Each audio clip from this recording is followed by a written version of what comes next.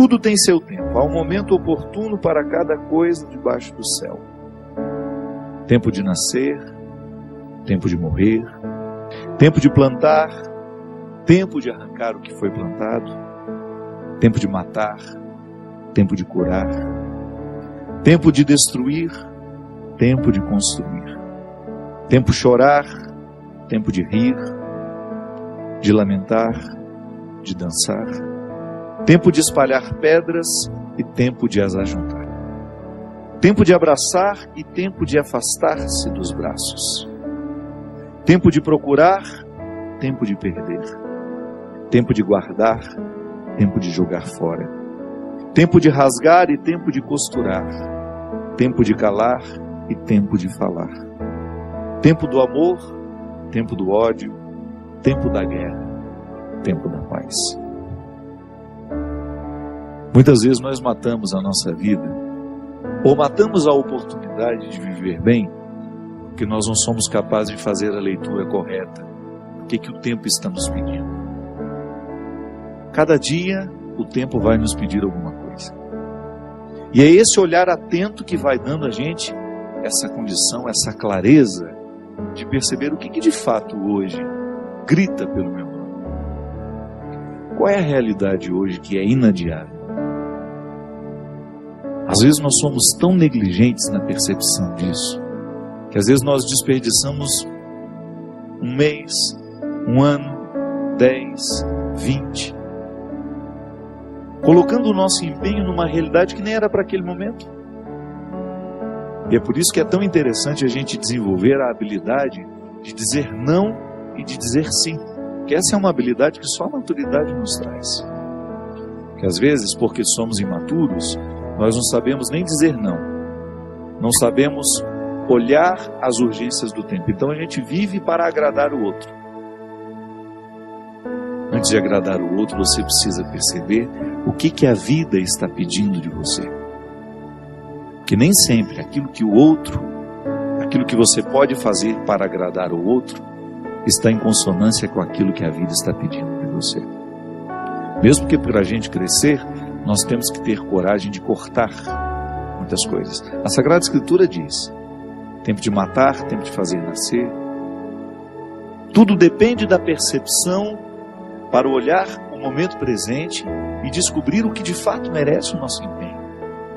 Quantas vezes eu na minha vida me empenhei no lugar errado, na questão errada, e depois não tem como ser feliz, sabendo que o meu empenho não foi onde deveria ter me empenhado. Não há possibilidade de eu me sentir realizado, de sentir-me bem com as minhas escolhas, porque o que vai fazer com que eu me sinta bem é olhar para o contexto das minhas escolhas e ficar confortável com aquilo que foi escolhido. Nós estamos muito estranhos a nós. Não é estranho com o outro, não. É estranho a nós mesmos. Eu preciso colocar alma em tudo aquilo que sou eu, até na casa onde eu moro. Eu sempre saio de casa, e agora eu fiquei 17 dias fora de casa, e a vida tem me ensinado que a casa não é um aglomerado de paredes. A casa é um sentimento que me ocorre. Não é só uma construção material. Quando eu entro dentro daquelas paredes que eu construí com o meu trabalho, ali eu identifico a alma que me sustenta. É um sentimento que me ocorre. Quando a gente abre a porta da casa, quando a gente entra, é um sentimento bom que nos ocorre.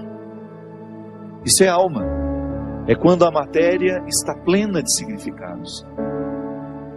É quando a gente começa a atribuir um significado que ultrapassa as paredes, os móveis, o jardim, o portão de entrada.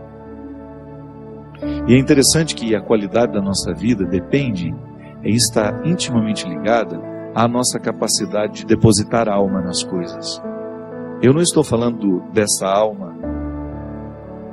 do significado mais profundo da nossa vida, dessa dimensão espiritual que me conecta com a eternidade. Não. Eu estou falando de tudo aquilo que vive e que faz sentido à matéria. Traz sentido àquilo que é material. Então a gente usa de maneira inadequada o termo alma. Perceber que os meus objetos estão perpassados por um significado que ultrapassa a matéria. Como dizia Rubem Alves, né?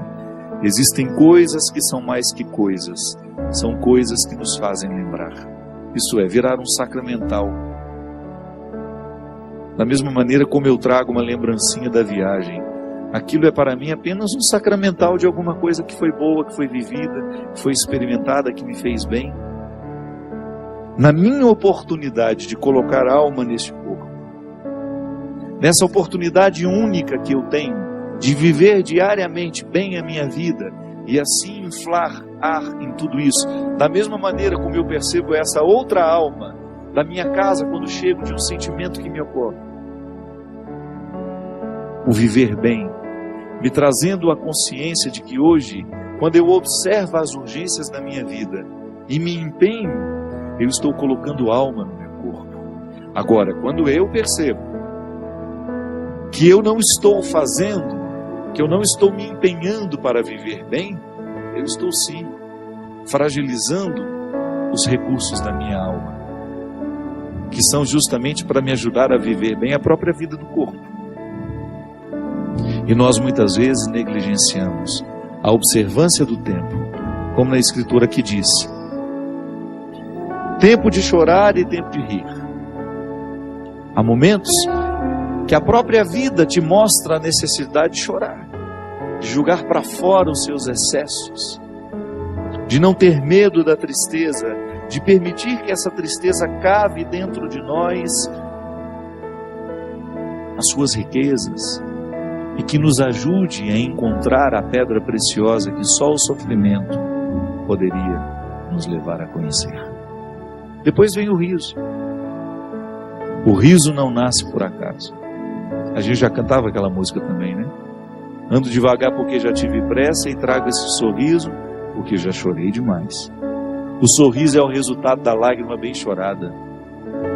O sorriso é o resultado final de um processo de luta que nós estabelecemos, de observar dia a dia qual é o empenho que aquele dia me pede, o que hoje eu preciso fazer para ter o direito do sorriso amanhã. E é bom, você sabe por quê? Porque à medida em que nós estamos passando o perrengue, sabendo que ele será construtivo, já nascem pequenos sorrisos ao longo deste processo. Quando a gente fala de um sorriso final, é apenas a metáfora de um processo bem feito, bem vivido. Tempo de abraçar, tempo de se afastar. Quanto sofrimento, né? Em perceber o distanciamento como necessário ao crescimento do outro. É aquele filho que vai embora para estudar. Não dá para reter filhos. Por isso que é tempo de abraçar, é tempo de cuidar, é tempo de estar junto. E vai chegar um momento em que esse afastamento será necessário para o próprio curso da vida. Depois volta. Mas no primeiro momento a gente precisa do distanciamento. É a urgência do dia. Chegou a época, é preciso estudar. É preciso buscar um futuro fora daqui. Quando nós observamos o movimento do tempo e as suas urgências, a gente entra dentro do contexto de uma sabedoria irrenunciável à nossa realização humana. Tempo de rasgar, tempo de costurar. Se a gente não tem coragem, muitas vezes, de rasgar algumas realidades, depois jamais conseguiremos viver a libertação dela. Muitas vezes, nós lamentamos perder, e quando na verdade a gente vai observar aquilo que a gente perdeu, não foi perda, foi libertação. Quantos relacionamentos precisam ser rasgados para que depois eles sejam costurados do jeito certo? Fazer cair por terra todas as ilusões que nós temos do outro, ou todas as pretensões que nós julgamos em cima do outro. Não, o outro não tem que corresponder às minhas expectativas. O outro tem que ser ele. Nós precisamos viver o enfrentamento. O enfrentamento que depois vai provocar uma libertação em nós.